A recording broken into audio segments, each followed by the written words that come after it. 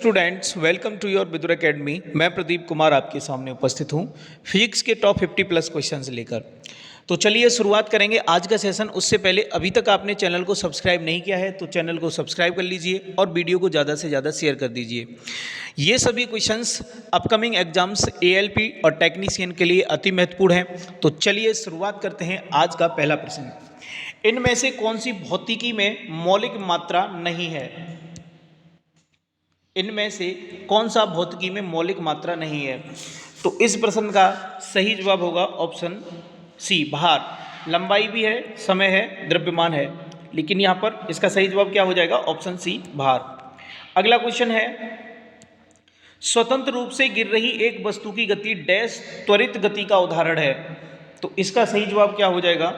इसका सही जवाब हो जाएगा ऑप्शन बी, एक समान। स्वतंत्र रूप से गिर रही एक वस्तु की गति एक समान त्वरित गति का उदाहरण है। नेक्स्ट क्वेश्चन, यदि वस्तु का त्वरण समान रूप से परिवर्तित हो रहा है तो इसका अंतिम वेग डैश के बराबर होता है।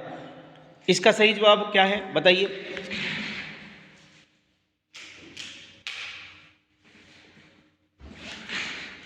तो इसका सही जवाब है ऑप्शन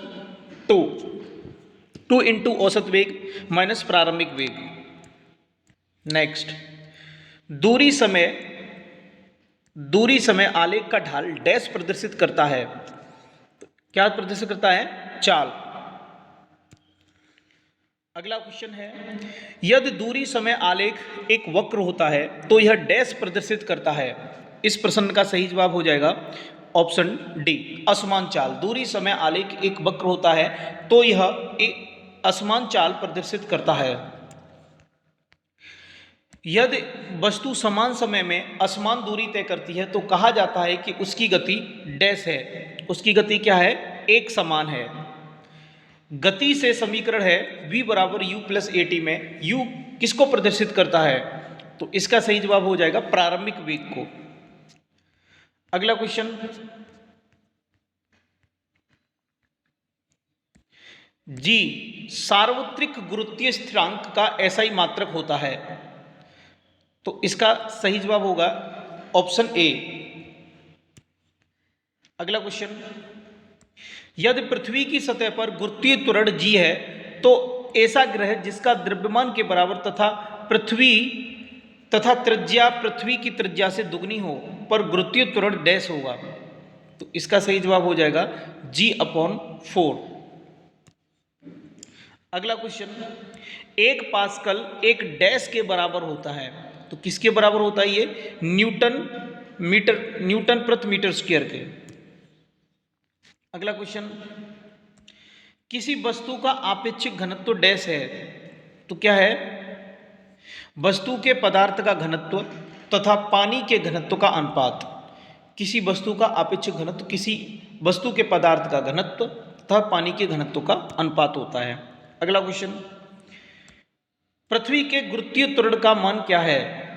तो इसका सही जवाब हो जाएगा ऑप्शन ए, विषुवत वृत्त की अपेक्षा ध्रुवों पर अधिक होता है। पृथ्वी के गुरुत्वीय त्वरण का जी का मान विषुवत वृत्त की अपेक्षा ध्रुवों पर अधिक होता है। अगला क्वेश्चन, गुरुत्वाकर्षण बल का परिमाण डैश के बराबर होता है। तो इसका सही जवाब हो जाएगा ऑप्शन ए, द्रव्यमान तथा गुरुत्वाकर्षण बल के कारण त्वरण के गुणनफल। अगला क्वेश्चन 167, यदि पृथ्वी की सतह पर गुरुत्वीय त्वरण g है तो ऐसा ग्रह जिसका द्रव्यमान पृथ्वी के द्रव्यमान से आधा तथा त्रिज्या पृथ्वी की त्रिज्या के बराबर हो, गुरुत्वीय त्वरण क्या होगा? तो इसका सही जवाब होगा g/2। अगला क्वेश्चन, किसी वस्तु में उत्पन्न होने वाला त्वरण ज्ञात करें। यदि वस्तु का द्रव्यमान 10 किलोग्राम है तथा इस पर 10 न्यूटन बल लगाया गया है तो इसका सही जवाब हो जाएगा ऑप्शन सी, 2। अगला क्वेश्चन है, किसी वस्तु का द्रव्यमान और उत्पन्न त्वरण का गुणनफल उस पर लगने वाले डैश के बराबर होता है। तो इसका सही जवाब है ऑप्शन ए, बल। अगला क्वेश्चन,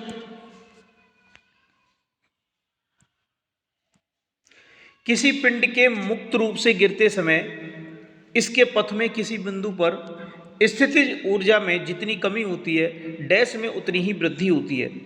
तो किस में वृद्धि होती है? उतनी गतिज ऊर्जा में। अगला क्वेश्चन, यदि किसी वस्तु को ऊर्ध्वाधर दिशा में ऊपर की ओर फेंका जाता है तो अधिकतम ऊंचाई पर इसकी गतिज ऊर्जा शून्य हो जाती है। अगला क्वेश्चन, जब किसी वस्तु को तरल में रखा जाता है तो उस पर ऊपर की ओर बल लगता है जिसे डैश बल कहा जाता है, उसे कहा जाता है उत्प्लावन बल। क्वेश्चन नंबर 173, 1 मीटर प्रति सेकंड स्क्वायर के त्वरण के कारण किसी वस्तु का वेग 5 मीटर प्रति सेकंड से 10 मीटर प्रति सेकंड हो जाता है। इस समय वस्तु में होने वाला विस्थापन बताइए। तो आप इसे कैलकुलेट कर लेना। ठीक है, इसमें ये जैसे v square minus u square बराबर क्या होता है? 2as। ठीक है, तो कितना? 10 का स्क्वायर माइनस 5 का स्क्वायर बराबर 2 × 1। तो यहाँ से आप निकालोगे तो s बराबर आ जाएगा 37.5। Option 2 is correct. जब कोई वस्तु मुक्त रूप से गिरती है तो इसकी स्थितिज ऊर्जा गतिज ऊर्जा में बदल जाती है। 2 किलोग्राम द्रव्यमान वाली किसी बंदूक से 10 ग्राम द्रव्यमान वाली एक गोली 20 मीटर प्रति सेकंड के वर्ग से चलाई जाती है तो बंदूक के पीछे हटने का वेग क्या होगा? तो इसका कुल संवेग कितना हो जाएगा? ठीक है, आप कैलकुलेट कर लेना। इसका सही जवाब है ऑप्शन सी 0.1। यदि एक भौतिक मात्रा की इकाई है एम्पियर मीटर प्रति सेकंड वर्ग तो इसकी विमाएं क्या है? इसका सही जवाब हो जाएगा ऑप्शन ए। अगला क्वेश्चन, 3 किलोग्राम द्रव्यमान वाली वस्तु पर 6 न्यूटन का बल लगाया जाता है तो उसमें उत्पन्न होने वाले त्वरण की गणना करें। तो त्वरण कितना आ जाएगा इसमें? F बराबर क्या होता है? m × a। तो यहाँ से a बराबर निकाल लीजिए, कितना निकल के आ जाएगा? F × m। F क्या है? फोर्स। फोर्स कितना है इसमें? 6 न्यूटन। मास कितना है? 3 किलोग्राम। 3 दूनी 6। तो ऑप्शन सी इज करेक्ट।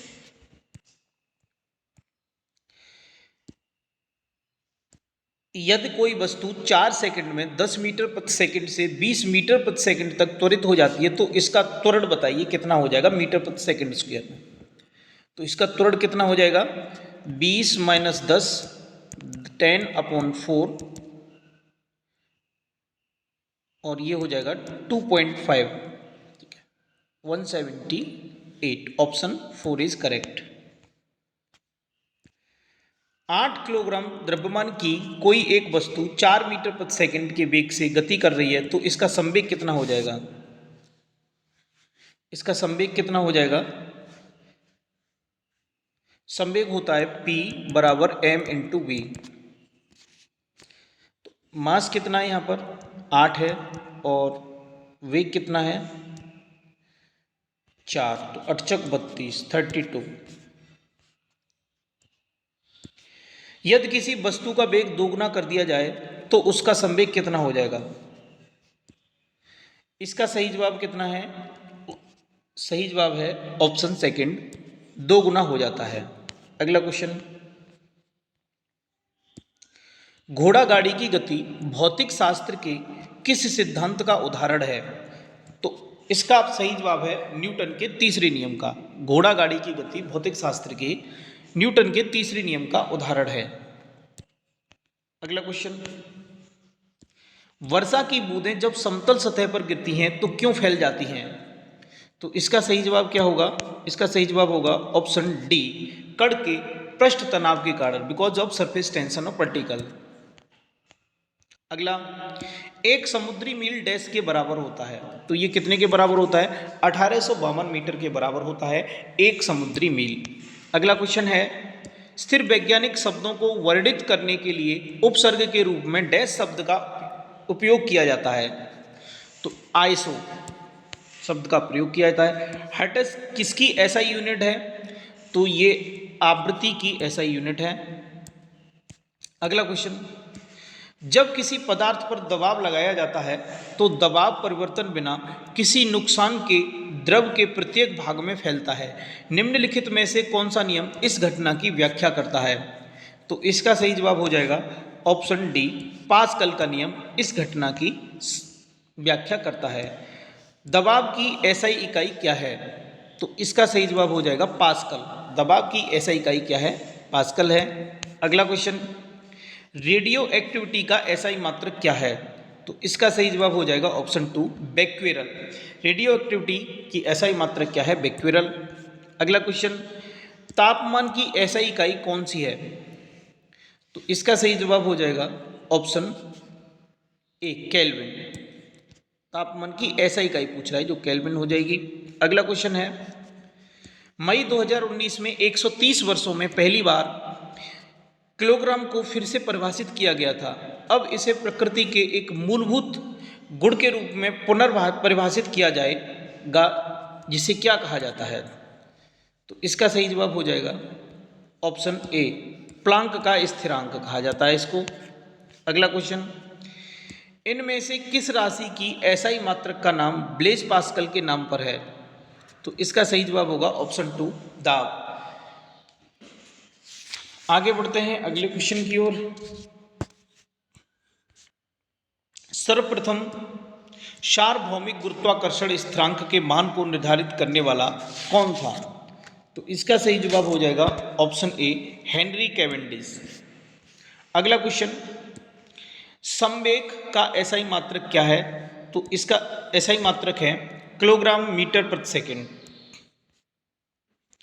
बेहद कम घनत्व वाली गैस को बहुत ही कम तापमान पर ठंडा करने पर बने पदार्थ की अवस्था को क्या कहते हैं? तो इसको क्या कहा जाता है? इसको प्लाज्मा कहा जाता है। अगला क्वेश्चन 196,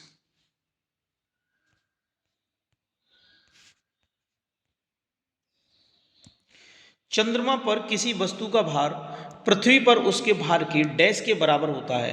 तो ये कितने के बराबर होता है? छठे भाग के बराबर होता है। अगला क्वेश्चन, लैक्टोमीटर जो दूध के नमूने की शुद्धता का निर्धारित करने के लिए उपयोग किया जाता है, और हाइड्रोमीटर तरल पदार्थों के घनत्व को निर्धारित करने के लिए उपयोग किया जाता है, ये किसके सिद्धांत पर काम करते हैं?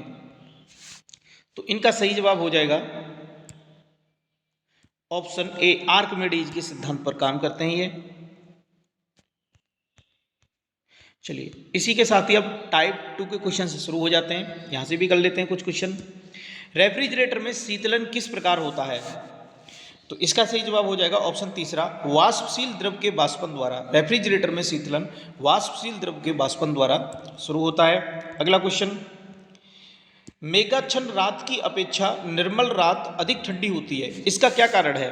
तो इसका कारण है विकिरण। मेघाच्छन्न रात की अपेक्षा निर्मल रात अधिक ठंडी होती है विकिरण के कारण। अगला क्वेश्चन, डेसिबल इकाई का प्रयोग किया जाता है, किस लिए किया जाता है?